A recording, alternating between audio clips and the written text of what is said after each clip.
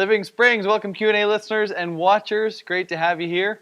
We're down to 2 cameras this week. We got rid of our referee, so who knows what's going to happen. I actually was thinking about that. The last week Blake was like referee, and we're like, this week we got rid of him, so Kyle and I could just go right at it. We've eliminated all accountability here. That's right. So Blake, if you're watching this, look what you have done. And whatever happens here, you, watchers and listeners, you can go and blame Blake. That's right. It is all Blake's fault. Let the record show this is now on the internet. It will be forever. This is Blake's fault. So why don't we get right into these fire-breathing questions that we can begin to fight over. All right. All right, so first question. Paul argues that we should be living as foreigners and exiles here in this life. Does that set a precedent that we should not be active politically as Christians and instead just focus on caring for orphans and widows, the poor, etc.? I think there's a real tension that we got to walk in this, and I think we need to recognize, first of all, Paul, when he was writing this, was not writing in the democracy. Yeah. And so there was no lobbying the government. It was the Roman Empire, and the Roman Empire did what the Roman Empire wanted, especially in the outreaches of the Roman Empire. You see early, at one point in the book of Acts, Paul appeals to Rome, and he's sent to Rome to go and have that appeal. Yeah. But I was a Roman citizen, which most people were not, and didn't have any rights. And what the Roman government or the Roman centurions or whoever was in charge in your area decided, that was the law. And there was no debating it or contesting it or phoning up your MLA to express your displeasure with it. So we need to understand that it's a different context. Yeah. So that means, I think personally, in this culture that we live in, we have a responsibility to lobby our government, to express truth to our government, and to speak to our government. But I also think at the same time, our primary focus as the church should be, and I'm talking about the corporate entity of the church, should be on working with people in our region to help, like this person says, take care of the orphans and the widows and the poor, etc. I think there are individuals in the church probably called to enter the political arena. I think we have a responsibility as citizens and as Christians, individual Christian citizens, to express our thoughts to our government. I think the danger that always happened in the church is when it corporately begins focusing on political ends instead of focusing corporately where Jesus called us to put our focus. Yeah, I will. I'll say I'm caught in a big tension with this one myself. Where and I think Doug, you've said a lot of things really well, and I'd agree with you. For me, I might phrase it then, because we're Christians first, before everything else, our politics comes not even second, third, fourth, fifth down the list, I would say. But our involvement in politics should be, I believe, for the caring for the orphans, widows, poor, etc., and all those pieces, and making sure those people are taken care of. Not for, if we get the right people in place, then they will do all that on our behalf. But we do that out of our desire to see those groups taken care of. And for all of us to be taken care of. And so we have to come at our politics as Christians, not come as Christians to our politics, or come as politicians to our Christianity, and see how that fits. And so that removes the whole partisan allegiance when you start looking at every single issue along the board. We can be involved in politics as Christians when we are doing it from that heart and to see those ends achieved, not thinking that we can just do that and then our part's done. I think that's one thing I see, especially in the American church. I feel like a lot of people and a lot of calling out the U.S. of A. a lot of people, and this does transfer to Canadians. We just don't talk as much about our politics. A lot of people that I have seen is if we get the right people in place, they'll take care of all that, and my hands are clean then of whatever happens. And really a lack of personal, and I'm convicted of this myself, lack of personal action on behalf of the fact that we've got political action taking place. So all I need to do is cast my vote every 4 years, and then the rest is up to them, and I did my godly work that way. Well, I think also there's the thought that if I get the right person in place, then I don't have to do anything, and then I can stay in my comfortable life. And also, if I get the right person in place, they're going to pass laws that I like, which becomes a self-serving thing instead of me serving the world, me serving others, which is what Christ called us to do, and the people called Christ called us to be. And so that's where I think we're expressing it differently, but our thoughts are pretty much the same in how we're talking about it. That Christ comes first, Politics is below that. And it has to be our faith that channels our worldview of politics, not our politics that channel our worldview of faith. Yeah, and recognize that no vote in any system, anywhere, is going to align perfectly with Jesus, right? And so we balance that out. Jesus is beyond any political party. Yeah. That needs to be stated, and it needs to be stated clearly, and it needs to be stated repeatedly. Jesus is not a conservative. Yeah. There are parts of the Conservative Party platform that Jesus would 100% be against. Yeah, absolutely. Absolutely. Well, I hope that answers that question. I feel like we've covered that one. Who needs Blake? We're doing great. Don't even need a referee. We haven't thrown any punches yet. We're 1/6 of the way through this. Can't throw punches when you have to socially distance. It's true. I can just throw things at you. I can cough your direction. But you're outside of 6 feet, so it wouldn't be effective. All right. Our next question. I love myself a good conspiracy theory. I'm with you. But I read Isaiah 8 the other day and can't help but think God was telling Isaiah not to listen to any conspiracy theories and simply keep my eyes on him. And am I reading this right, or is there more context I'm missing?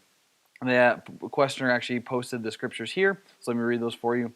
For the Lord spoke thus to me with a strong hand upon me and warned me not to walk the way of this people, saying, do not call conspiracy all that people call conspiracy, and do not fear what they fear, nor be in dread, but the Lord of hosts, him you shall honor as holy. Let him be your fear, and let him be your dread. It's Isaiah 8:11-13 in the ESV. All right, so I think what we're going to probably end up doing this week is I'll answer the questions first because Blake's not here, to also possibly answer the questions first. And since you're asking the questions, I will... Uh-oh, what did I just do to the computer? Uh-oh, that's all right. Just move your mouse back. There you go. There we go. All right. Mac I know that didn't affect you, but what I'm trying to operate the cameras at the same time, and something just happened, Max. Anyway, looking at this, and again, let me just say, we take these questions and we look at them like for 2 minutes before we go on the live stream. So these are always our initial, very quickly filtered, quickly thought through thoughts. But when I did just a brief bit of research in Isaiah 8:12, where it talks about conspiracy, that in my Bible led me back to Isaiah 7:2, which says, when the house of David was told Syria is in league with Ephraim, the heart of Ahaz and the heart of his people shook as the trees of the forest shake before the wind. So they hear a report about an alliance that's forming that causes them to get afraid. And that is what it seems like Isaiah is referring to here, is not conspiracy theories in general, but this report that was out there of an alliance that's going to cause them to fear. And when you look at it going on and God saying, only fear God, don't fear anything else, that makes sense in the context. So I would say that's specifically referring to that. But I would also say, when we read the Bible, God speaks to us through it. And so if you're reading Isaiah chapter 8 and you can't help but think God's telling someone not to listen to conspiracy theories anymore, I think we have to stop and say, is God challenging you to just say, hey, are you spending too much time on these things that might not prove fruitful in your life? I'll leave that between you and God. I'm not going to say that is what God is saying. I'm just going to say through his word, that's how God often speaks to me. Yeah, absolutely. I'd agree with everything you're saying there. And I think even practically those principles do translate right out. So we don't have to say, maybe God's speaking to you through this, even though it wasn't necessarily intended in the scripture. But we can actually say the principles there, if one thing was being said that wasn't actually true, and call them to look into it, not fall away just because you heard one thing or the other, I think we can directly pull that principle right out. Yeah. And not saying that there aren't powers at will that are trying to reach for more power and that things aren't hidden from our eyes, but also that we lean on God and God alone, no matter what truth we discover or no matter what truth we are there. We should also try to seek what the truth is. Here, I don't think Isaiah has the ability to go fact-checking. Yes. Yeah. Nor was God calling him in his ministry to spend his whole time fact-checking, right? He couldn't Google it. Yeah, called him to live by what was true, focusing on God. Yeah. Now, let me just also do a little PSA to say Kyle doesn't have coronavirus. He's simply choking. It's not a cough. He just swallowed something wrong and is currently choking and trying his best not to do it, so that you don't think that Which is the second time on a live stream I've had a choking fit. Well, I know. So, I thought you were done with your Sorry. drink, so That's I put all it right. on me. We've put it out there now. I can drink Okay. on TV. Yeah, the first time he did that, he started to cough because he had a choking fit because of something that he'd eaten. Granola bar that time. The crispy chip that you just offered me is sticking right in the back of my throat. Kyle has an eating disorder in that the food doesn't go all the way down into his stomach. But the last time that happened, Leah was at home and she started to pray for you Aw, as soon as you that's started awesome. as soon as you started choking. So I really don't appreciate worry, that, Leah. Kyle does not have coronavirus. He just is choking to death. It's much better. On chips. So Maybe I should chew more. That's really the lesson here. that's right. Would you All like me right. to read the next? How about I read the next question and then we can bounce back and forth? Since we're doing this different and since Blake bailed on us, Yeah. again, we're just going to keep throwing Blake under the bus. That is Since going to he be the can't defend theme himself. of today is chucking Blake under the bus. Last week, you talked about exposing yourselves to opinions that differ from your own to make sure you don't get stuck in your own cycle of bad ideas. But I've had friends expose themselves to ideas that led them down a road to rejecting the Bible because they liked the other ideas more. Isn't there a danger of exposing yourself to books and media counter to what you believe? I wonder if it's not best just to stick to safe Christian books and ideas. I do really appreciate the question. I think, yes, there's absolutely a risk here. The thing that I'm reading there is first, the last thing that I'll jump on is stick to safe Christian books and ideas. What is a safe Christian book or idea? Exactly, right? And so I go, I don't think there's a category. I never went to a bookstore and said, here are the safe Christian books and ideas, and therefore these are the safe ones. I would imagine that what they're saying is, things that from certain publishers, things that wouldn't be theologically risky. Yeah, totally. And again, each camp, so to speak, is going to define those differently. I have friends within the POC that would look at things that my Reformed friends are sharing and reading and say, those are dangerous, and they would say the exact same thing back. I really enjoy learning from a lot of Anabaptist people these days, and so a lot of people, both Reformed and Pentecostal, would look at them and say they're dangerous. And what I'm seeing here is any one of us can switch from one thing and hitch our wagon to the next thing and be doing the exact same thing that we were doing in the first place that we were trying to resolve. Yeah. And so I think no matter what you begin to lean towards, you have to keep that principle of reading widely, not just reading different, reading widely, regardless of where you land. And before I take a bunch of the answers, I'll let you have a chance to jump in, Doug, and then we can keep chatting. Well, I was just going to say, I think that the one thing that we need to remember as we read everything is that Christ needs to be Lord, and our allegiance needs to be to Him. If we are reading only things that we like, and we're reading the Bible because we like the Bible, and then we decide we read something else, and we start following that because we like something else, we've lost the point, or we've missed the point, or there's danger at least, of the whole dying to self to follow Jesus. That is the first and foremost step. And I think in the Christian faith in the last 100 years, we've made it very personal, and we've made it very what you like, and then it's kind of created this opportunity for people to go, well, I like that better. Where the call is to come and die and follow Christ. And that always needs to be first, even before I read my Bible. Before I go to open my Bible, otherwise I could just read and go, I like this. This is really good for me. Like, we read our Bible to receive the grace that teaches us to say no to sinfulness so that we can live a life that is more allegiant to Christ. And so I would say we got to remember that first and foremost comes allegiance to Christ. I'll just throw that out there. One guy that I've been really appreciating the last while, Michael Heiser. He does a podcast called the Naked Bible Podcast.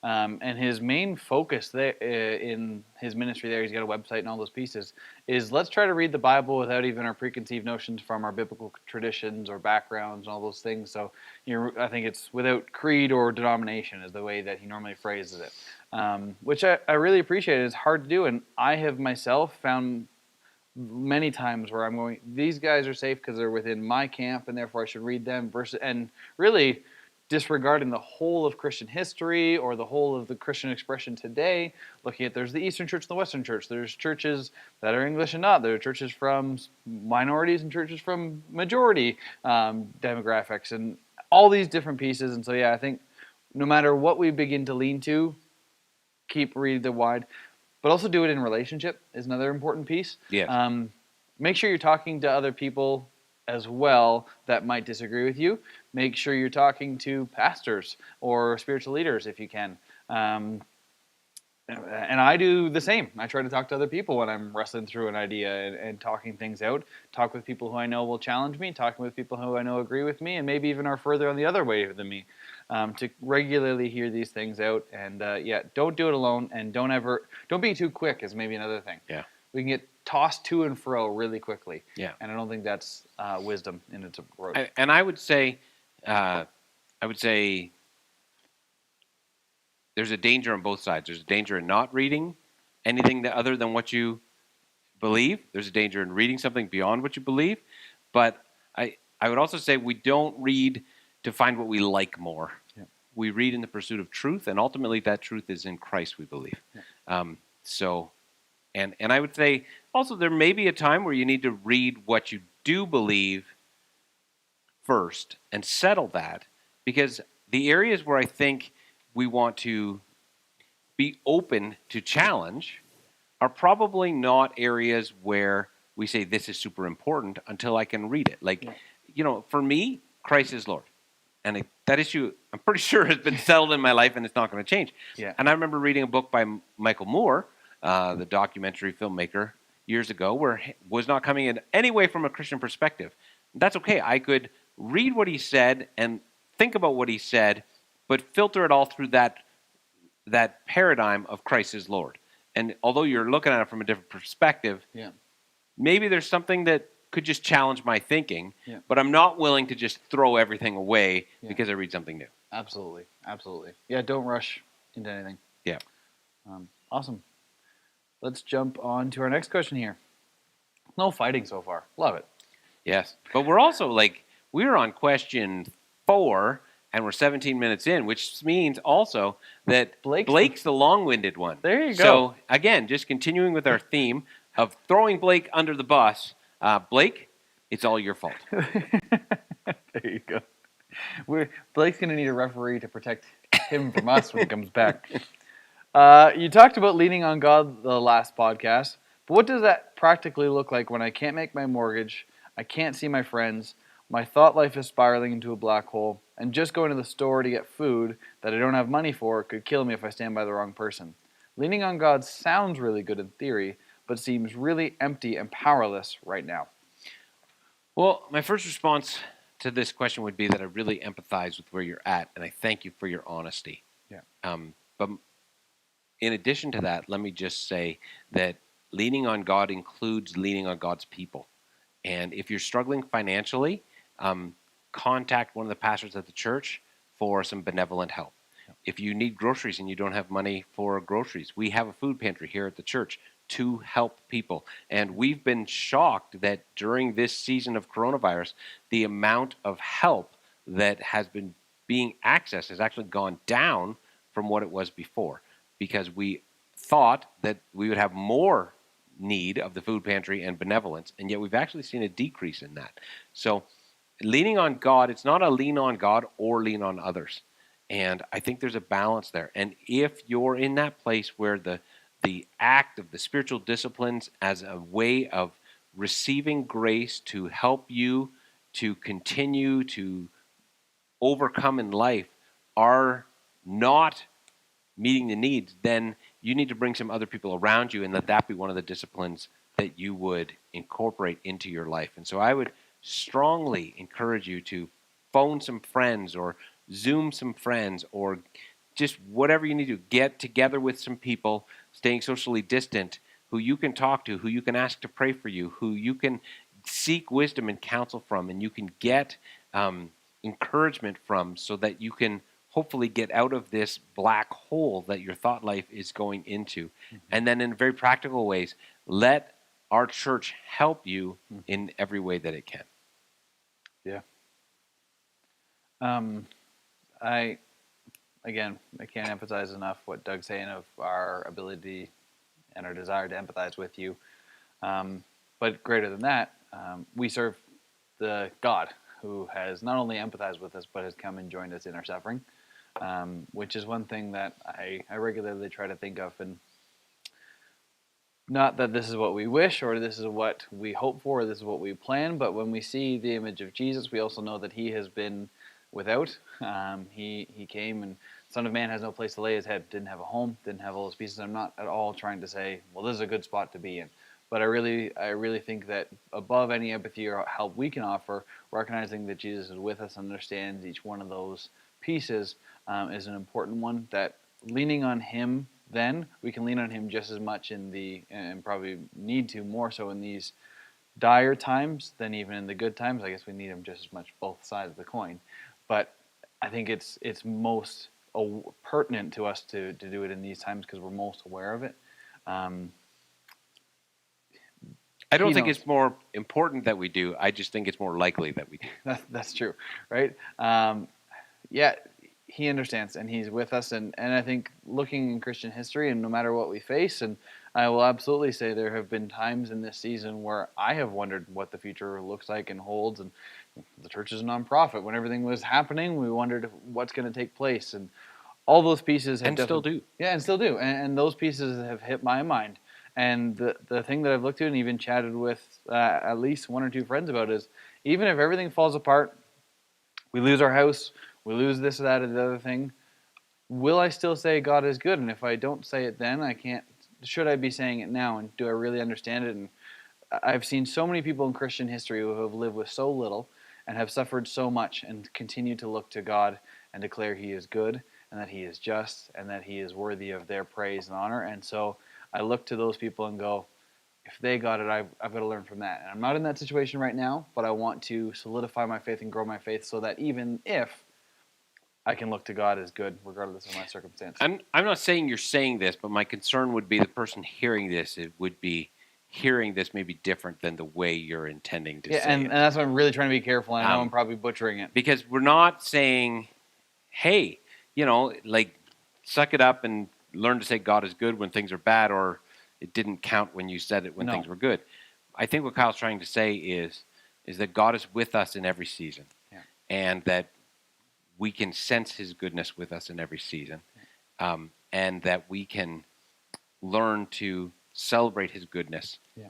in every season. And this is a difficult season for a lot of people. Yeah. For some people, this may be the most difficult season that they go through in their entire lives, because of what the toll in every aspect that this season has taken, from financial security to sense of purpose with their job to just a sense of community and people they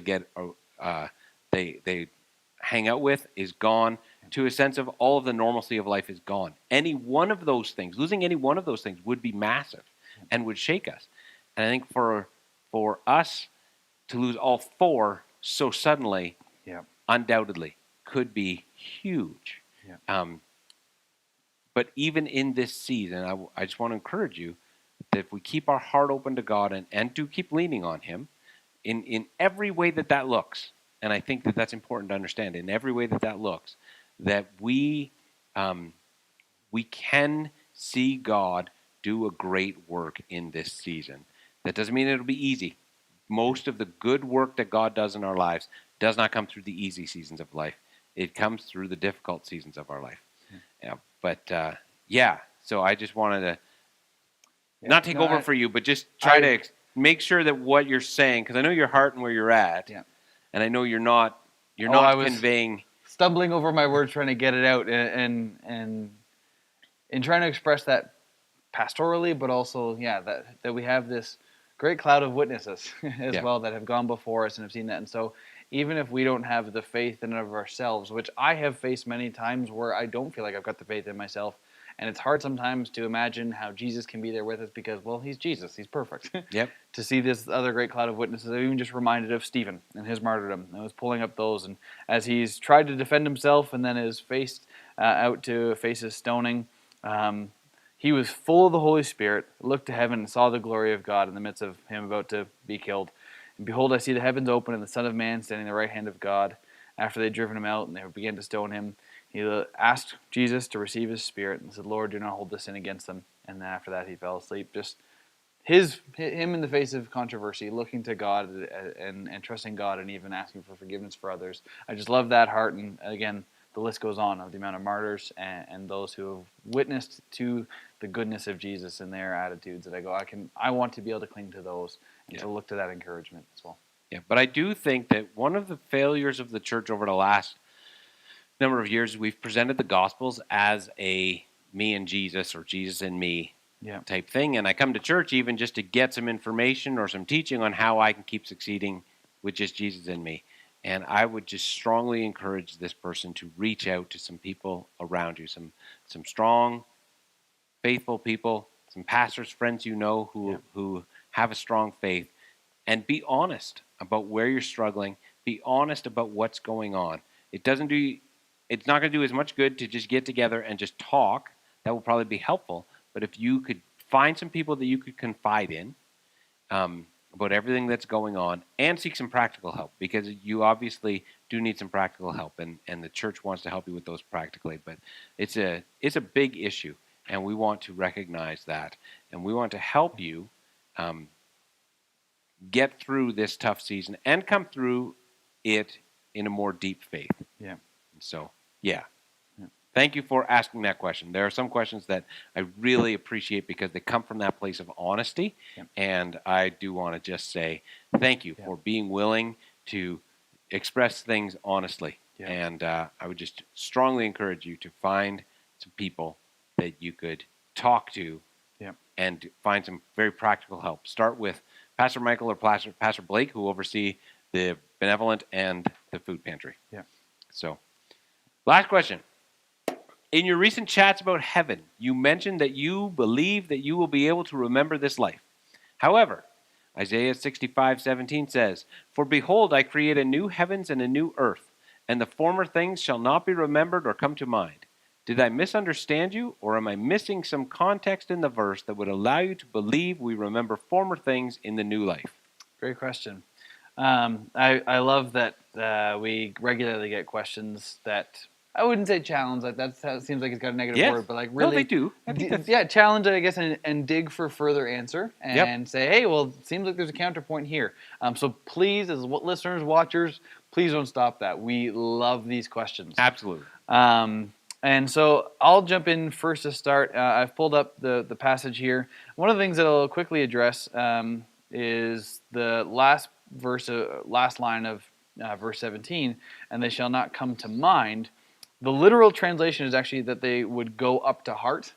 And I think this is maybe the mind part gets missed in the actual translation versus coming to our heart and that emotional spot. Yeah. And so what I'll take that translation, the literal translation there, and jump back to looking at Jesus in his resurrected body. Jesus is the closest thing, probably the only thing in his resurrected state that we have to look at what heaven will look like in its most practical sense. In that form, Jesus still has the holes in his wrists or hands, depending on how everybody interprets things, and he remembers what he did, what he went through, is able to talk about it and engage it.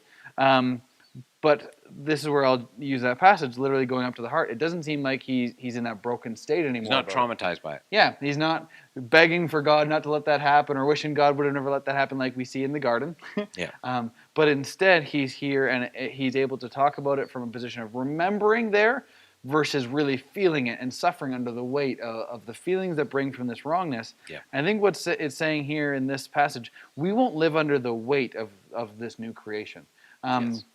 That we will not feel like the temptation to sin. We won't feel and understand the weight of what we did here on earth. But there'll be a newness and a refreshing. Doesn't mean it's forgotten, but it's not lived under. Would maybe be the way I would phrase it. Yeah.